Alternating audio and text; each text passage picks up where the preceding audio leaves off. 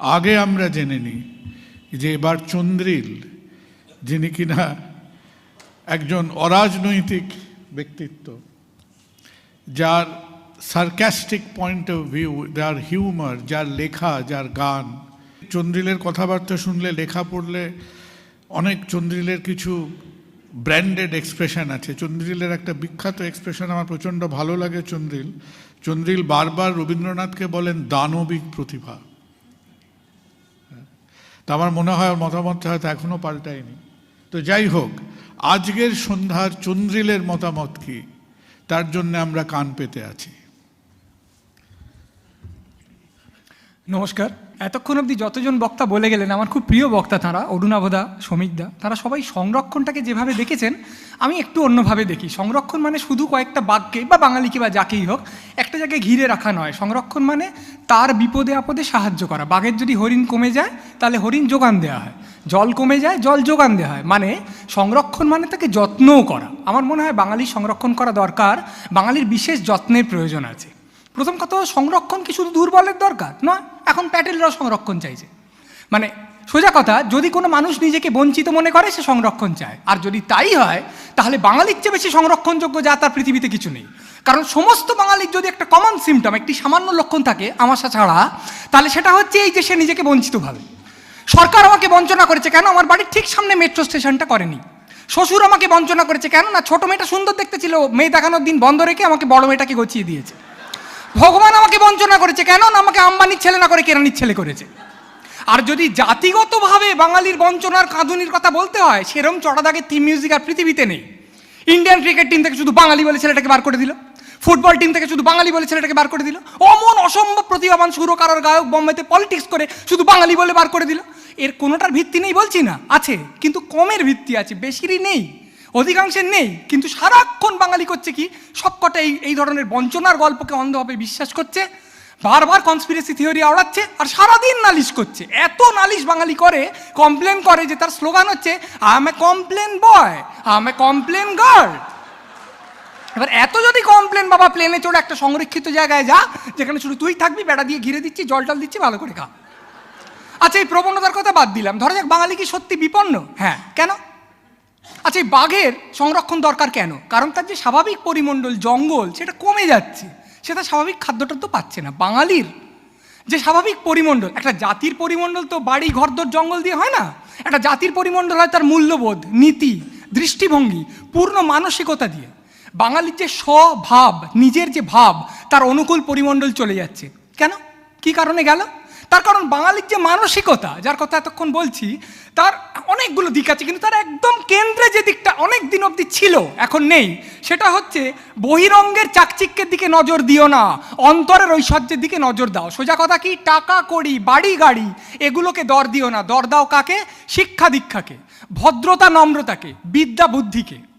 একটা লোক টুইলের শার্ট আর ধুতি পরে চলেছে, টিউশনি করে সংসার চালায়, উস্কো খুস্কো অস্তিত্ব, কিন্তু দর্শন জানে, বাঙালি তাকে দাম দিত। লোকটা বাড়ি গাড়ি কিচ্ছু করতে পারেনি, একদম ক্যাবলা, কিন্তু রোজ সন্ধেবেলা বসে একটা ডিকশনারি লেখে, বাঙালি তাকে দাম দিত। একটা লোক পটল দর করতে পারে না, কিন্তু সে রবীন্দ্রসঙ্গীত মুখস্থ বলতে পারে সব কটা, বাঙালি তাকে দাম দিত। বাঙালির কি টাকার লোভ ছিল না? ছিল। কিন্তু প্রত্যেক বাড়িতে বাড়িতে সেখানে তো টাকার লোভ থাকবে, কিন্তু তাকে প্রশ্রয় দেবে না, তাকে উদযাপন তো করবেই না, সেটা অশালীনতা, তাকে সংবরণ করবে। বড়লোক আত্মীয়কে দেখলে বাঙালির চোখটা তো না, হ্যাঁ ঈর্ষা করতো, কিন্তু তারপরেই কি ভাবতো, ও বড় লোক, কিন্তু ডোভারলে নিয়ে তো ঢোলে, গানটা তো বোঝে না, আমি বুঝি, তাহলে আমি উঁচু অবস্থানে আছি। এর মধ্যে অনেক ভুল আছে। বড় লোক মানে গান বুঝবে না, কে বলেছে? রবীন্দ্রনাথ তো বড় লোক।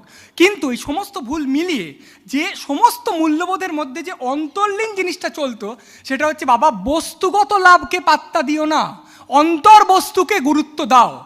আজ সেই সমস্ত কিছু একেবারে উল্টে গিয়ে আত্মাটা ডিগবাজি খেয়ে সম্পূর্ণ বিপরীত একটা বিন্দুতে উপনীত হয়েছে। বাঙালির বক্তব্য কি, যে কোনো প্রচেষ্টা একমাত্র তখনই সার্থক যখন তার টাকা পয়সায় অনুদিত হচ্ছে, বা টাকা পয়সার ভাই বোনে, মানে খ্যাতি, গ্ল্যামার, প্রাইজ। ডিকশনারি লিখছে তো কি হচ্ছে? ডিকশনারি বিক্রি হচ্ছে? হচ্ছে না তো, তাহলে ওর কোনো মানে নেই। জানিস ও একটা ভালো সিনেমা করেছে, ভালো করেছে তো ঠিক আছে, হিট করেছে কি? করেনি, তাহলে ওর কোনো মানে নেই। আগে বাঙালির প্রশ্নটা ছিল উল্টো, হিট করেছে তো কি হয়েছে, ভালো হয়েছে কি? সেইখান থেকে বাঙালি উল্টে গেছে, সঙ্গে সঙ্গে স্বধর্ম থেকে চ্যুত হয়েছে। আর যেই হলো, যে টাকাকে সে অশ্লীল ভাবত, যে দেখনদারিকে, যে আড়ম্বরকে সে অশ্লীল ভাবতো, তাকেই উল্টে আরাধ্য ও প্রার্থিত ভাবতে শুরু করলো। সঙ্গে সঙ্গে তার হলো কি, জীবনে কিছু ধামাকা আমদানি করলো অন্যান্য সংস্কৃতি থেকে। সেই সংস্কৃতি না বুঝে, সেই সংস্কৃতি গুরুত্ব তাৎপর্য খতিয়ে না দেখে সে কতগুলো জিনিস খামচা মেরে আন্তাবড়ি তুলে নিল। তাতে কি হলো, ও বাবা, বিয়ের আমার বাঙালি রিচুয়ালগুলো সব ছেঁটে দে, সঙ্গীতটা যেন জমকালো হয়। ধানতেরাসে সোনা না কিনলে আমার কি হবে, আমার সব কিছু সর্বশান্ত হয়ে যাবে। আর ভাষার কথা বলে তো লাভই নেই। আগের বছর বলেছিলাম, যদি কোনো দুটো বাঙালি নিজেদের মধ্যে চোস্ত ইংরেজিতে কথা বলতে পারে যে এরকম সন্তুষ্ট হয়, আর পৃথিবীতে কোনোদিন কিছুতে হয় না। এতে কি হলো, বাঙালি বাঘ ছিল, সেখান থেকে টাইগন। টাইগন জানেন, টাইগার আর লায়ন মিলিয়ে হয় টাইগন, শঙ্কর প্রজাতি। আর টাইগন আর লায়ন মিলিয়ে হয় লিটিগন। এসব আলিপুজোতে কিছুদিন আগে ছিল, এখন আর নেই, আয়নায় তাকালে দেখতে পাবেন। বাঙালি টাইগার থেকে হয়ে গেল টাইগন, তারপর হয়ে গেছে লিটিগন ক্রমশ। এতে হলে কি, তার বাঙালিয়ানা বা টাইগারত্ব গনগনাগন নেভার রিটার্ন হয়ে গেল। বাঙালির আরেকটা জিনিস ছিল, সেটা হচ্ছে অদ্ভুত একটা সম্পদ। সেটা হচ্ছে সে না একটু আটপৌরে জীবন বাঁচতে পারতো। তার মধ্যে একটা অদ্ভুত অগোছালো বলবো না, আলগোছে জীবনটাকে ধরে রাখার একটা ঢং ছিল। বাঙালি যাকে পুজো করে, মা দুর্গা, তাকে সে নিজের ঘরের মেয়ে বলে ভাবে। আগমনী গানে হিমালয় দুর্গাকে বলছে, নাই তোর গায়ে এতগুলো গয়না কি করে হলো, তোর তো ভাতে নুন জোটে না। তাহলে শিব কি এখন ত্রিশূল দিয়ে শীত কাটছে নাকি? বাঙালি এইভাবে নিজের আরাধ্য দেবতাকে নিয়ে ইয়ার্কি মারতে পারতো, তারপরেও তাকে পুজো করতে পারতো। এইটা হচ্ছে বাঙালি। বাঙালি যাকে পুজো করে, সবচেয়ে বড় তার যে নায়ক, মহানায়ক, সে কিন্তু একটু মোটা সোটা। আজকের যে এরকম এরকম হতে হবে পুরুষালী, এরকম কিছু নয়। তার মোটা ফ্রেমের চশমা, সে মাঝে মাঝেই একটু আনমনা হয়ে যায়, কিন্তু বাঙালি তাকে পুজো করেছে। গুরু জিমে যাও এই বলে আওয়াজ কেউ কখনো দেয়নি। বাঙালির সবচেয়ে বড় যে চলচ্চিত্রকার সত্যজিৎ রায়, সেই সত্যজিৎ রায় ছোটদের জন্য ছবি করছেন। সত্যজিৎ রায়ের স্তরে আন্তর্জাতিক মানচিত্রে যতজন চলচ্চিত্রকার আছেন, প্রায় কেউ কখনো ছোটদের জন্য ছবি করেনি, কারণ সিরিয়াসনেসটা কমে যায়। একটা ওয়ার্ল্ড রিসেপশন বলে ব্যাপার আছে তো, কমে যায়। উনি কিন্তু কি আরে অত সিরিয়াসলি নিজেকে নিয়ে আর কি আছে, একটা ছোটদের ছবি করি না, মানে ছবিটা কিন্তু নন সিরিয়াসলি করছেন না, কিন্তু নিজেকে বেদিতে বসাচ্ছেন না। এইটা হচ্ছে বাঙালি আনা, কিছুটা আলগোছে থাকা। আমাদের বাবা কাকারা বলতে, বাড়ি গাড়ি কিছু হবে না, কি করা যাবে, অত ভাববো না। ভাবলেও বেশি তখন ইএমআই ছিল না, হতো না। কিন্তু আমি বলছি, ভাবতেন টাপতেন না, কি ভাবতেন, রোববারে মাংস খেলেই হলো বাবা, ওই আমার হবে। মাংস এখনো লোকে রোববার খাচ্ছে, কিন্তু নুনের সঙ্গে অপরাধবোধ মিশিয়ে খাচ্ছে, রেডমিট খাচ্ছে। তো কিছুদিন পর রান্নার ক্লাসে বলা হবে, মাংসটি হয়ে গেল, এবার নুন মশলা ও পরিমাণ মতো অপরাধবোধ মিশিয়ে কড়াই থেকে নামিয়ে নিন। আরেকটা জিনিস হয়েছে, ডান হাতে মাংস মাখছে বাঙালি, ভাত মাংস মাখছে, বাঁ হাতে একটা উদ্ভট ঘড়িতে কোলেস্টেরল মাপছে। যেই কোলেস্টেরল বেশি হয়ে যাবে মাংসটা ফেলে দেবে। তার মানে কি, বাঙালি এখন অনেক আড়ষ্ট হয়ে গেছে। তার জীবনযাপনে যে খেলার ছলটা ছিল, সেইটাকে সে পরিহার করে ফেলেছে। হবেই তো, টাকার পেছনে ছুটছে। তো টাকাটা তার একমাত্র আনন্দ, বাড়ি গাড়ি তার একমাত্র আনন্দ। স্বাভাবিক যে সহজ যে আনন্দগুলো ছিল, রোদ্দুর বৃষ্টির যে আনন্দ, জানলার ধারে সিট পাওয়ার যে আনন্দ, সেই আনন্দগুলো থেকে সে চ্যুত হয়ে গেছে। একজন কেউ বলবে, না এটা কি কোনো কথা হলো, হিসেবি হওয়া কি ভালো নয়? টানা টানা চোখ নিয়ে দিক শূন্যপুরের দিকে চলে গেলাম, কোনো হিসেব থাকলো না, কাঁচা কোঁচা জানি না, এটা কি ঠিক?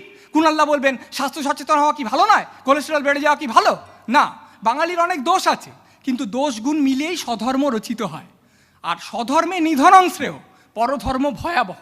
বাঙালি স্বধর্ম থেকে চ্যুত হয়েছে। নিরন্তর ভয়াবহ পরধর্মে দীক্ষিত হতে থাকে যে জাতি, তার এক্ষুনি সংরক্ষণ দরকার। নমস্কার।